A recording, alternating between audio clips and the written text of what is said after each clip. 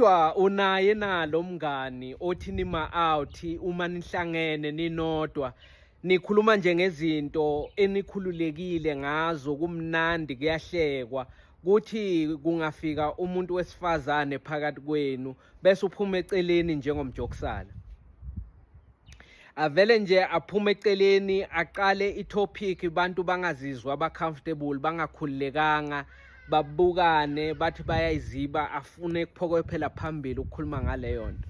Unaye nalo mngani othanda ukukhuluma ngoqansi, and le nto akayenzi uma nima out ninodwa, uyenza bese kufike lo we-opposite gender bese avele ngetopic yakhe efaka uqansi phakathi.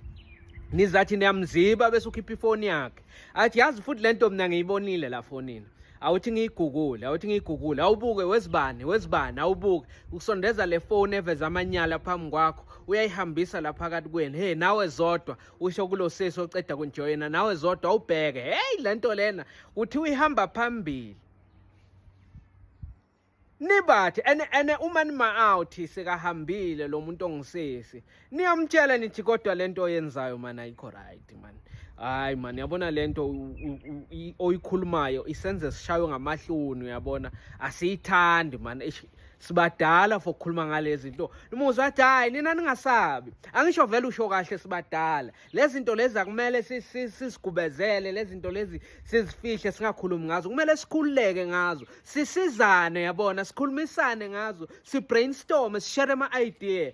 Ethi kodwa yebo phela siyawashare ama-idea, kodwa ubobuka le setting ukuthi sikuphi, ubobuka ukuthi sikuphi ngaphambi kokuthi uveze lama-topic akho. And lama-topic akho sesinothisile sima out ukuthi wena uyawathanda, awehlise kancane kiwo, akanandaba phela yena.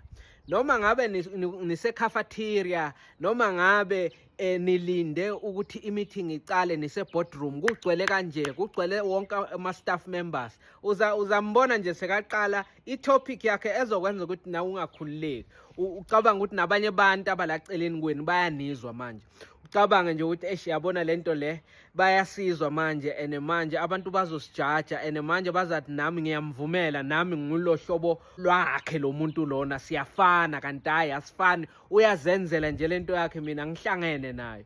Hayi, angakhomba umuntu wesifazane enze amasayini ngezandla, ubone nje ukuthi yabona lento le yimbi, lento le ingenza ngingakhululeki, kodwa uhlala yenza ngaso sonke isikhathi. Anjalo nje umdala, uneyingane, unomuntu athandana naye, ukhulile for lento, kodwa hey, nethuba litholayo ufuna ukukhuluma ngoqansi.